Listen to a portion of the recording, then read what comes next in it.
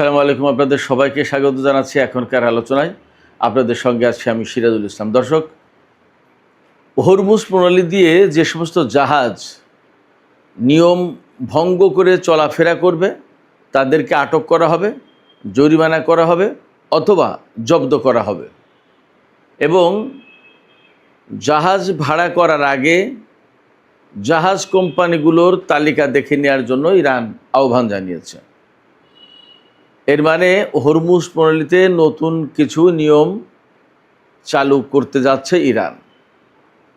এদিকে আজ 24 আগস্ট সোমবার মার্কিন সরকার ইরানের বিরুদ্ধে কঠোরতম নিষেধাজ্ঞা আরোপ করবে। এর নাম দিয়েছে তারা ইকোনমিক ডুমসডে। আমি আগেই বলেছি যে একেবারে কিয়ামত নাজিল করে দিতে চায় তারা, ভাবটা এরকম। তবে এর বিপরীতে ইরান তাদের 5টি কৌশল ঘোষণা করে রেখেছে এই মার্কিন কঠোরতম নিষেধাজ্ঞা ব্যর্থ করে দেওয়ার জন্য ইরান এই সমস্ত কাজ করবে। কি কি কাজ সেগুলো বিস্তারিত বলবো ভিডিওর পরবর্তী অংশে। এদিকে হরমুজ প্রণালী নিয়ে আলোচনার জন্য আগামীকাল মঙ্গলবার ওমানের পররাষ্ট্রমন্ত্রী বদর আল বুসাইদি আগামীকাল ইরান যাচ্ছেন। আর আজকে অর্থাৎ সোমবার 24 আগস্ট পাকিস্তানের সেনাপ্রধান ইরানে যাবেন। এরই মধ্যে পৌঁছে গেছেন কিনা সেটা একটা দেখার বিষয়। যখন আমেরিকা এবং ইরান অর্থনৈতিক নিষেধাজ্ঞা আরোপ করা এবং মোকাবেলা নিয়ে অনেকটা মুখোমুখি এবং এর প্রধান কেন্দ্রবিন্দু হবে হরমুজ প্রণালী, তখন ওমানের পক্ষ থেকে ওমানের পররাষ্ট্রমন্ত্রী ইরানে যাচ্ছেন। আর পাকিস্তানের সেনাপ্রধান ফিল্ড মার্শাল আসিম মুনির ইরানে যাচ্ছেন। তাহলে কি নতুন করে ইরান এবং আমেরিকার মধ্যে আলোচনা শুরু হতে যাচ্ছে? ইরান আসলে এই রকম প্রেক্ষাপটে কি করবে? সুপ্রিয় দর্শক, এই বিষয়গুলো নিয়েই আজকের ভিডিওতে বিস্তারিত আলোচনা করার চেষ্টা করব। আশা করি আলোচনা ভালো লাগবে এবং আপনারা শেষ পর্যন্ত সঙ্গে থাকবেন। আর আলোচনা যদি ভালো লাগে তাহলে লাইক, কমেন্ট, শেয়ার করবেন এবং চ্যানেলটি সাবস্ক্রাইব করে সাথেই থাকবেন। দর্শক, ইরান ঘোষণা করেছে হরমুজ প্রণালী দিয়ে যে সমস্ত জাহাজ নিয়ম ভঙ্গ করে চলাচল করবে অর্থাৎ প্রোটোকল মানবে না, সেই সমস্ত জাহাজকে আটক করা হবে, জরিমানা করা হবে অথবা তাদেরকে একদম জব্দ করা হবে। কি কি সেই প্রোটোকল? ইরান যে প্রোটোকল দিয়েছে, বলছে যে নিয়ম ভঙ্গ করলে এগুলো করা হবে। সেই নিয়মগুলো কি? সেই নিয়মের প্রধান বিষয় হচ্ছে ইরান যে পথ দেখিয়েছে হরমুজ প্রণালী দিয়ে পারস্য উপসাগরে বের হওয়া এবং যাওয়া, এই দুটোর জন্য যে পথ দেখিয়েছে সেই পথেই চলাচল করতে হবে। এর বাইরে গেলে ইরানের নিয়ম ভঙ্গ হবে, ইরানের প্রোটোকল ভঙ্গ হবে। ইরান যে নির্দেশনা দিল যে রুট ব্যবহারের, সেই রুট অমান্য করা হলো। সেই ক্ষেত্রে যে সমস্ত জাহাজে এরকম অমান্য করবে তাদেরকে আটক করবে, তাদের বিরুদ্ধে জরিমানা করবে অথবা চূড়ান্তভাবে জব্দ করবে। এরই মধ্যে ইরান তার এই নিয়ম যাতে ঠিকমতো পরিচালিত হয় সেই জন্য আরও বেশ কিছু পদক্ষেপ নিয়েছে। তার একটা পদক্ষেপ হলো বিশ্বের যে সমস্ত জাহাজ কোম্পানি বা যে সমস্ত জাহাজ ইরানের নির্দেশিত পথে চলতে চায় না বা চলে না, এই বিষয়গুলো মোটামুটি ইরান এতদিনে স্টাডি করে একটা তালিকা করেছে। তালিকা করে 46টি জাহাজকে তারা চিহ্নিত করেছে। এই জাহাজগুলো ইরানের নির্দেশিত পথে চলে না বা ইরানের রুলস ভায়োলেট করে। এই 46টি জাহাজ এই হরমুজ প্রণালীতে চলাচল করতে পারবে না। সেই জন্য ইরানের পক্ষ থেকে আরেকটা কথা বলা হয়েছে। ইরানের পক্ষ বলতে ইরানের পারস্য উপসাগরীয় প্রণালী কর্তৃপক্ষ PGSA। এই PGSA তারা আরও একটা কাজ করেছে। যে সমস্ত ব্যবসায়ী বা যে সমস্ত কোম্পানি পারস্য উপসাগরের বিভিন্ন দেশের কাছ থেকে তেল কিনবে, এই তেল পরিবহন করার জন্য জাহাজ ভাড়া করা লাগে। এই জাহাজ ভাড়া করার আগে PGSA অর্থাৎ পারস্য উপসাগরীয় প্রণালী কর্তৃপক্ষ যেটা, তারা বলেছে যে এই তালিকাটা দেখে নিতে। এই তালিকার ভিতরে এই যে 46টি জাহাজের নাম আছে তালিকাভুক্ত। এই জাহাজগুলো যাতে ভাড়া না করে, যাতে ভুল না হয়, সেই জন্য ইরান একটা তালিকা দিয়েছে এবং যারা তেল কিনবে সেই সমস্ত কোম্পানি বা ব্যক্তি মালিকানাধীন যারা এই তেল কিনবে তাদেরকে বলা হয়েছে যে আপনারা প্লিজ এই তালিকাটা দেখে নেবেন। এই তালিকার ভেতরে যে সমস্ত জাহাজ আছে সেই জাহাজ যেন আপনারা কেউ ভাড়া না করেন। এর মানে হচ্ছে যে পারস্য উপসাগরের জাহাজ চলাচলের ব্যাপারে ইরান কিন্তু একটা নিয়ন্ত্রণ আরোপ করলো। একেবারে হর হামেশা ইচ্ছা করলেই যে কোনো জাহাজ ঢুকে যেতে পারবে, যে কোনো জাহাজ তেল এনে দিতে পারবে, ব্যাপারটা কিন্তু এমন নয়। ইরানের পক্ষ থেকে এই কথাটাই পরিষ্কার করা হলো। তবে এই তালিকায় কোন কোন জাহাজ আছে সেই তালিকা আমি ব্যক্তিগতভাবে এখনও জানতে পারিনি বা পাইনি। সেই তালিকাটা এই ভিডিও যখন আপলোড হয়ে যাবে হয়তো ততক্ষণে তালিকা প্রকাশ হবে কিনা কে জানে। তো ধারণা করছি এই তালিকায় বেশিরভাগ ক্ষেত্রেই আমেরিকা, ইসরায়েল এবং পশ্চিমা কিছু দেশের জাহাজ থাকার সম্ভাবনা খুব বেশি।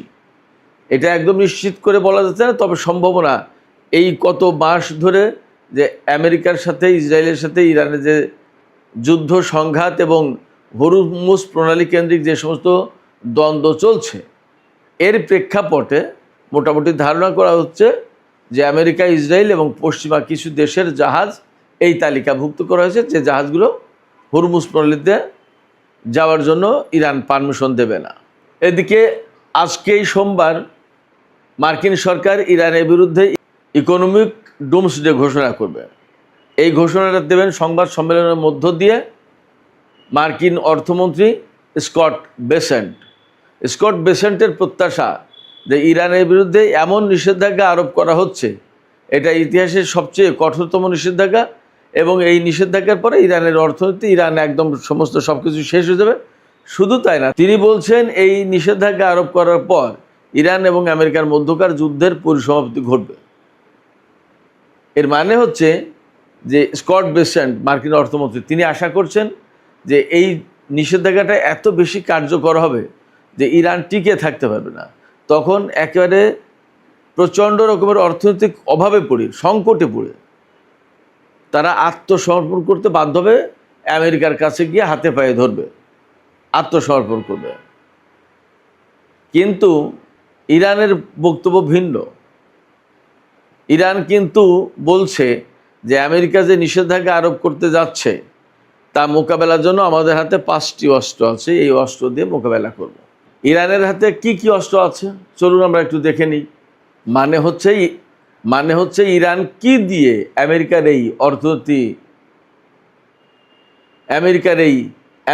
এই অর্থনৈতিক নিষেধাজ্ঞা বানচাল করে দেবে, ব্যর্থ করে দেবে। ইরান বলছে তারা হরমুজ প্রণালীকে অর্থনৈতিক অস্ত্র বানাবে। কীরকম? ইরানের উপর যখন কঠোর নিষেধাজ্ঞা আরোপ করা হবে তখন ইরান বলছে যে 1 ফোঁটা তেলও এই হরমুজ প্রণালীতে বের হতে পারবে না। অর্থাৎ কোনো দেশের কোনো কোম্পানি, কোনো ব্যক্তি কারোর জন্য কোনো তেল দেওয়া হবে না, তেল যেতে পারবে না, কোনো দেশ তেল বিক্রি করতে হবে না। ইরান যদি তেল বিক্রি করতে না পারে তাহলে এই অঞ্চলের কোনো দেশ পারস্য উপসাগর দিয়ে বা হরমুজ প্রণালী দিয়ে তেল বিক্রি করতে পারবে না। শুধু তাই না, ইরান একদম সুস্পষ্ট করে গতকাল বলেছেন, বিশেষ করে ইরানের জাতীয় নিরাপত্তা পরিষদের সচিব মেজর জেনারেল মহসিন রেজাই তিনি বলেছেন আমেরিকা যদি হরমুজ প্রণালী এলাকায় ব্লকেড অব্যাহত রাখে তাহলে এই ব্লকেড ভেঙে দেওয়ার জন্য ইরান যা ব্যবস্থা নেওয়ার দরকার তাই নেবে। অর্থাৎ আমেরিকার বিরুদ্ধে নৌবাহিনীর যুদ্ধ শুরু হবে। আমেরিকা যে ইরানের বিরুদ্ধে নিষেধাজ্ঞা আরোপ করবে, সেই নিষেধাজ্ঞা তো আমেরিকা একা একা মানলে চলবে না। বিশ্বের সব দেশ যদি ইরানের সাথে লেনদেন করে, বাণিজ্য করে, তেল কেনে তার কাছ থেকে গ্যাস কেনে, তাহলে তো অর্থনৈতিক নিষেধাজ্ঞা কার্যকর হবে না। এই জন্য আমেরিকা বলেছে যে বিশ্বের সব দেশকে সহযোগিতা করতে হবে ইরানের বিরুদ্ধে নিষেধাজ্ঞা কার্যকর করার জন্য। কিন্তু ইরান বলছে কি? ইরান বলছে আমেরিকার নিষেধাজ্ঞা কার্যকর করার জন্য যদি কোনো দেশ উদ্যোগ নেয় তাহলে সেই দেশ ইরানের শত্রু বলে গণ্য হবে, নাম্বার 1। নাম্বার 2 হচ্ছে যে দেশ ইরানের বিরুদ্ধে আমেরিকার বুদ্ধিমতো নিষেধাজ্ঞা আরোপ করবে বা এই নিষেধাজ্ঞায় সামিল হবে সেই দেশের জাহাজ চলাচল হরমুজ প্রণালীতে করতে পারবে না, তাদের জাহাজ চলাচল নিষিদ্ধ হবে। শুধু তাই না, ইরান তার প্রতিবেশী দেশগুলোকে একদম সতর্ক করে দিয়েছে যে এই সমস্ত দেশ যদি ইরানের বিরুদ্ধে অর্থনৈতিক নিষেধাজ্ঞায় অংশ নেয় তাহলে তাদের বিরুদ্ধে সামরিক পদক্ষেপ নেওয়া হবে। তার মানে আমেরিকার পক্ষ থেকে যেরকম হুমকি আছে, ইরানের পক্ষ থেকেও তাদের পরিষ্কার বক্তব্য আছে। এবং আমরা একটা বিষয় পরিষ্কার বুঝতে পারছি যে আমেরিকা ইরানের সাথে সামরিকভাবে পরাজিত হয়েছে, পারছে না বলেই এই যুদ্ধ বাদ দিয়ে তারা এখন নিষেধাজ্ঞার দিকে ফিরে গেছে। আবার তা আগে যখন নিষেধাজ্ঞায় কিছু করতে পারেনি, এখন নতুন নিষেধাজ্ঞা দিয়ে কি কিছু করতে পারে? আপনাদের কি তাই মনে হয়? দেখা যাক কি হয়। মার্কিন নিষেধাজ্ঞা বানচাল করে দেওয়ার জন্য ইরান আরও কী করবে, আরও 3টি ঘোষণা আছে তাদের পক্ষ থেকে। তারা অর্থাৎ ইরান চীন এবং রাশিয়ার মতো শক্তির সাথে বিকল্প বাণিজ্য নেটওয়ার্কটা ঠিক রাখতে চায় এবং থাকবে। রাশিয়া আমেরিকার পক্ষের এই নিষেধাজ্ঞায় অংশ নেবে না, কারণ রাশিয়া নিজেই মার্কিন নিষেধাজ্ঞার শিকার। জো বাইডেনের আমলে এই নিষেধাজ্ঞা দেওয়া হয়েছিল, ডোনাল্ড ট্রাম্পের আমলে এসে কিন্তু সেই নিষেধাজ্ঞা বহালই আছে, তোলেনি। তার মানে হচ্ছে কি, সরকার পরিবর্তন হলেও রাশিয়ার ব্যাপারে তাদের নীতিতে কোনো পরিবর্তন আসেনি। এখন রাশিয়া যেহেতু নিজেরাই নিষেধাজ্ঞার কবলে থাকা দেশ, তারা কেন ইরানের বিরুদ্ধে নিষেধাজ্ঞা বাস্তবায়ন করতে যাবে? এবং বরং তারা দেখে যে এই ইরানের বিরুদ্ধে যে নিষেধাজ্ঞা আরোপ করা হচ্ছে এগুলো ভুল এবং অন্যায়। এই অন্যায় কাজে রাশিয়া সাপোর্ট দেবে না, নাম্বার 1। নাম্বার 2 হচ্ছে চীন একই কথা বলেছে, পরিষ্কার করে বলেছে। চীনের পররাষ্ট্র মন্ত্রণালয়ের মুখপাত্র বলেছেন, নিষেধাজ্ঞা অবরোধ এগুলো কোনো সমাধান না, এগুলো করে ইরানের সাথে যে আমেরিকার সংকট, এই সংকটের সমাধান করা যাবে না। তার মানে চীন ইরানের কাছ থেকে তেল কেনা অব্যাহত রাখবে এবং চীন এই নিষেধাজ্ঞায় সামিল হবে না, তারা বলেছে এর আগে। চীনের প্রেসিডেন্ট শি জিনপিং আরও বেশ কিছুদিন আগেই পরিষ্কার করে বলেছে যে চীন একটি স্বাধীন সার্বভৌম দেশ, কার কাছ থেকে কোন ধরনের পণ্য কিনবে কি কিনবে না সেটা তারা নিজেরা ঠিক করবে, আমেরিকা চাপিয়ে দিতে পারে না, এবং আমেরিকা চাপিয়ে দিলেই চীন তা করবেও না। মার্কিন নিষেধাজ্ঞা বানচাল করে দেওয়ার জন্য আর কি করবে ইরান? ইরানের জাতীয় সর্বোচ্চ নিরাপত্তা পরিষদের সচিব মহসিন রেজাই তিনি ঘোষণা করেছেন যে হরমুজ প্রণালী দিয়ে যদি তেল রপ্তানি করার মতো পরিস্থিতি না থাকে বা না তৈরি হয়, তাহলে আমরা তেল রপ্তানির বিকল্প রুট খুঁজব, বিকল্প রুট বের করব। হয়তো যেহেতু ইরানের বেশিরভাগ তেল চীনে রপ্তানি হয়, হয়তো তারা স্থলপথে, রেলপথে হয়তো চীনের সাথে তেলের বাণিজ্য করবে, বিকল্প অন্তত হলো। এমনও হতে পারে, সম্ভাবনা আছে, চীন তার নিজের জাহাজ পাঠাবে হরমুজ প্রণালী দিয়ে তেল আনার জন্য। আমেরিকা যদি চীনা জাহাজে হামলা চালায় বা চীনের জাহাজ আটক করে, তখন চীন সরকার বাদবাকি ব্যবস্থা নেবে। এবং এই নিষেধাজ্ঞাকে কেন্দ্র করে এমনও হতে পারে যে বৃহত্তর অঙ্গনে যুদ্ধ ছড়িয়ে পড়তে পারে, এবং এই মুহূর্তে আমেরিকা যে দুর্বল অবস্থানে এটা দুনিয়া সবাই জানে। আরেকটা কি করবে এই নিষেধাজ্ঞা মোকাবেলার জন্য? যদি হরমুজ প্রণালীতে জাহাজ চলাচল মোটামুটি করতে থাকে, প্রত্যেকটা জাহাজের উপর থেকে টোল আদায় করবে।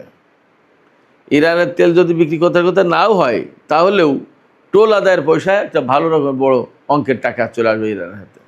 টোল আদায় করবে, এবং যদি কোনো রকমের ইরানি প্রোটোকলের সহায়তা না করা হয়, সাহায্য করা না হয়, বাস্তবায়ন করা যদি না হয়, তাহলে তাদের উপরে জরিমানা ধরে দেবে। এমনকি অনেকগুলো জাহাজ হরমুজ প্রণালীতে চলাচলের ব্যাপারে নিষিদ্ধ হতে পারে। তো তাহলে আমি ইরান যে পদ্ধতিগুলো, কৌশলগুলো বা হাতিয়ার ব্যবহার করবে মার্কিন নিষেধাজ্ঞা আরোপের ব্যাপারে, কৌশলগুলো আমি সাম আপ করে একদম সংক্ষেপে আপনাদেরকে আবার জানিয়ে দিচ্ছি। প্রথমত, হরমুজ প্রণালীকে অস্ত্র হিসেবে তারা ব্যবহার করবে ইরান। 2, মার্কিন নিষেধাজ্ঞায় যোগ দেওয়া দেশগুলোকে শত্রু বলে গণ্য করবে। ফলে ইরানের হাত থেকে বাঁচার জন্য অনেকে এই নিষেধাজ্ঞায় হয়তো যোগ দেবে না। 3, চীন রাশিয়ার সাথে বিকল্প বাণিজ্য নেটওয়ার্কটা ধরে রাখবে, এবং এরই মধ্যে চীন কিন্তু ইরানকে, রাশিয়া এবং চীন ইরানকে সাপোর্ট করেছে।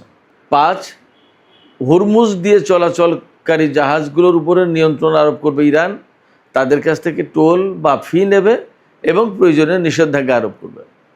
দর্শক, এই জায়গায় আমি একটা আপনাদের কাছে প্রশ্ন করে রাখি, ইরান যে এই কৌশলগুলো নিল এবং এইগুলো যদি অ্যাপ্লাই করে, তাতে কি ইরান মার্কিন বাণিজ্য নিষেধাজ্ঞা অনেকটা ব্যর্থ করে দিতে পারবে?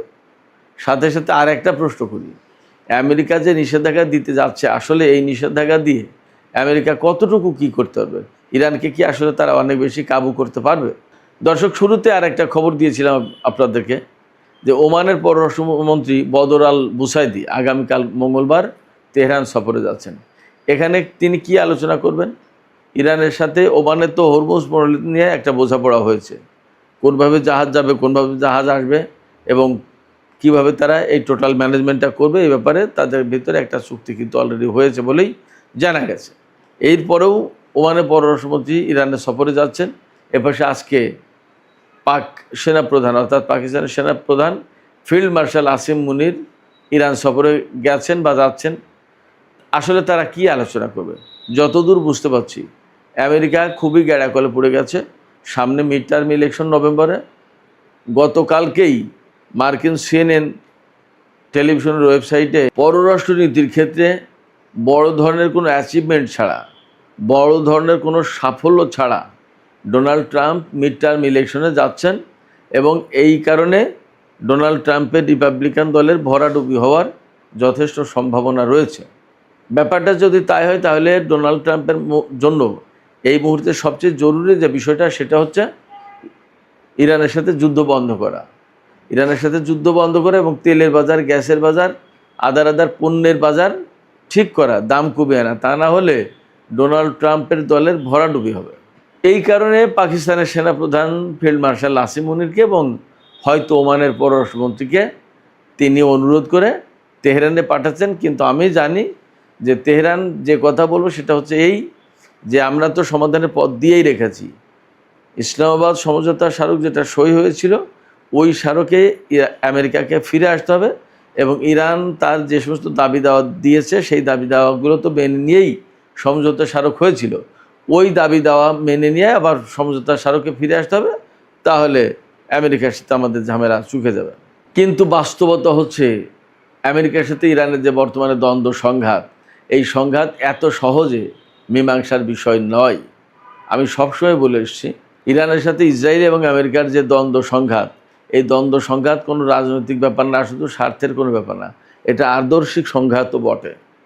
ফলে এটা ওই কূটনীতির মাধ্যমে যে সমাধান হবে এমনটা ভাবার কোনো কারণ আমি দেখছি না।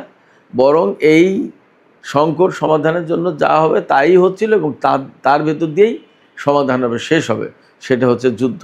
আর এই যুদ্ধের ব্যাপারে ইরান একদম সুস্পষ্ট ডিসাইসিভ অবস্থান নিয়েছে। তারা পরিষ্কার করে জানিয়ে দিয়েছে যে আমেরিকা এবং ইসরায়েল ইরানের বিরুদ্ধে যুদ্ধ করতে এসে যে সমস্ত ক্ষয়ক্ষতি করেছে, ইরানের উপর যে সমস্ত নিষেধাজ্ঞা দিয়ে রেখেছে, ইরানের যে সমস্ত সম্পদ বিদেশে আটকে রেখেছে, এরকম সমস্ত সব কিছু ঠিকঠাক করে দিতে হবে, ক্ষতিপূরণ দিতে হবে এবং হরমুজ প্রণালী থেকে ব্লকেট তুলে নিতে হবে। পাশাপাশি ইরানের আশপাশের যত এলাকায় মার্কিন সেনা মোতায়েন আছে তাদেরকেও প্রত্যাহার করে নিতে হবে। এই সমস্ত শর্ত যদি আমেরিকা পূরণ করে, তবেই আমেরিকার সাথে নতুন করে আলোচনা হবে। আমার মনে হয় আমেরিকা এত সব শর্ত মেনে নিতে চাইবে না। আর যদি মেনে নিতে না চায়, তাহলে যুদ্ধবিরতি বা যুদ্ধ বন্ধের কোনো চুক্তি হবে না। সেক্ষেত্রে আমেরিকার সাথে ইরানের যে চলমান সংকট, এটা এইভাবেই চলতে থাকবে। ফলে আমেরিকার সাথে ইরানের যে দ্বন্দ্ব সংঘাত এবং যে অবস্থা চলছে, এই অবস্থায় দীর্ঘদিন চলার একটা আশঙ্কা আছে।